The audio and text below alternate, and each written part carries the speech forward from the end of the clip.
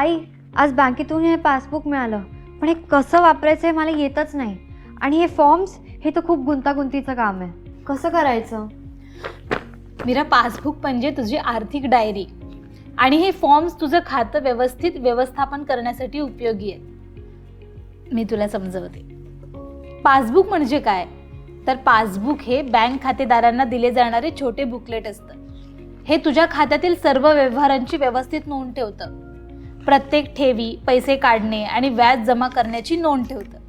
आता व्यवहार कालक्रमानुसार ट्रॅक करण्याचं हे काम करतं. खात्याचे तपशील जसे की खाते क्रमांक, शाखेचे नाव आणि IFSC कोड यात नमूद असतात. आर्थिक नोंदी पडताळण्यासाठी आणि त्रुटी शोधण्यासाठी याचा उपयोग होतो.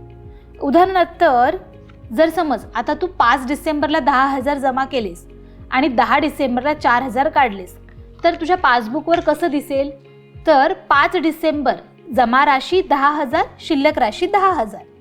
आणि 10 डिसेंबरला पैसे काढले, मग ते कसं दिसणार, तर पैसे काढले 4,000, शिल्लक राशी 6,000. म्हणजे एक प्रकारचं फिजिकल बँक स्टेटमेंट आहे.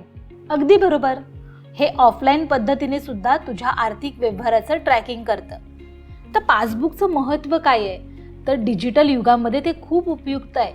आर्थिक व्यवहारांचा कायदेशीर पुरावा म्हणून वापरलं जातं. कर भरण्यासाठी, कर्ज अर्जासाठी किंवा शिष्यवृत्ती मिळवण्यासाठी अतिशय उपयुक्त. ऑफलाईन प्रवेश योग्य असल्यामुळे तांत्रिक समस्या आल्यास उपयुक्त. ग्रामीण भागात किंवा इंटरनेट सुलभता नसलेल्या ज्येष्ठ नागरिकांसाठी खूप फायदेशीर ठरतं. आता पासबुक कसं वापरायचं आणि कसं सांभाळायचं, ते अद्ययावत ठेवण्यासाठी नियमित बँकेत जायचं किंवा बऱ्याच शाखांमध्ये उपलब्ध असलेले पासबुक प्रिंटिंग मशीनचा वापर करून प्रिंट करायचं. त्याला व्यवस्थित सांभाळायचं, कारण हे अधिकृत नोंद असतं. तुझ्या पावत्यांची त्याची तुलना करायची, नोंदी अचूक आहेत का याची खात्री करायची. बँकेतील विविध फॉर्म्स आणि त्यांचा उपयोग कसा करायचा.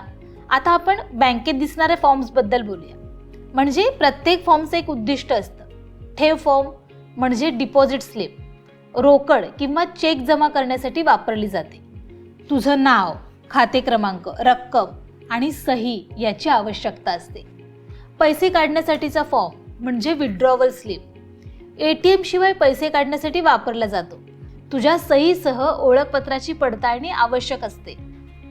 खाते उघडण्यासाठीचा फॉर्म बचत खाते, चालू खाते किंवा मुदत ठेव खाते उघडण्यासाठी आवश्यक असतं. KYC दस्तऐवज म्हणजेच आधार कार्ड, पॅन कार्ड, तुझं छायाचित्र म्हणजे फोटो यांची आवश्यकता असते. आता चेकबुक मागणी फॉर्म सुद्धा असतो. म्हणजे तुला नवीन चेकबुक मिळवण्यासाठी किंवा हरवलेल्या जागी नवीन मागवण्यासाठी वापरला जातो. नामांकन फॉर्म म्हणजेच नॉमिनेशन फॉर्म, अनपेक्षित परिस्थितीत खात्याचा उत्तराधिकारी कोण असेल हे नेमण्यासाठीचा हा फॉर्म असतो. कर्ज फॉर्म म्हणजे लोन ॲप्लिकेशन फॉर्म, वैयक्तिक, गृहशिक्षण किंवा वाहन कर्जासाठी वापरला जाणारा फॉर्म. सेवा विनंती फॉर्म्स, संपर्क तपशील अद्ययावत करण्यासाठी, डुप्लिकेट ATM कार्डसाठी किंवा खाते सेटिंग बदलण्यासाठी. हे फॉर्म्स जरा गुंतागुंतीचे वाटत आहेत, पण सरावाने मी समजून घेईन. एकदा उद्देश कळाला ना की सगळं सोपं वाटतं. डिजिटल पासबुक आणि E-फॉर्म्स. आता बहुतेक बँक्स मोबाईल ॲप्सद्वारा डिजिटल पासबुक आणि फॉर्म्स देतात. डिजिटल पासबुक रिअल टाईममध्ये अपडेट होतात. E-फॉर्म्समुळे बँकेत न जाता सेवा विनंती पाठवता येते. मात्र पारंपरिक पासबुक अधिकृत रेकॉर्ड म्हणून महत्त्वाचं ठरतं. धन्यवाद आई, आता मला समजलं की पासबुक आणि फॉर्म्स कसं वापरायचं. छान काम केलंस मीरा. तुझ्या आर्थिक व्यवहारांचा मागोवा ठेवणं म्हणजे पैशाचं व्यवस्थापन करण्याची पहिली पायरी आहे. मी माझं पासबुक नियमितपणे अपडेट करत राहील. मीरा, हाच योग्य दृष्टिकोन स्मार्ट बँकिंगच्या सुरुवातीचा योग्य पाया आखतो. बरं दे, मी तुला फॉर्म्स भरायला मदत करते.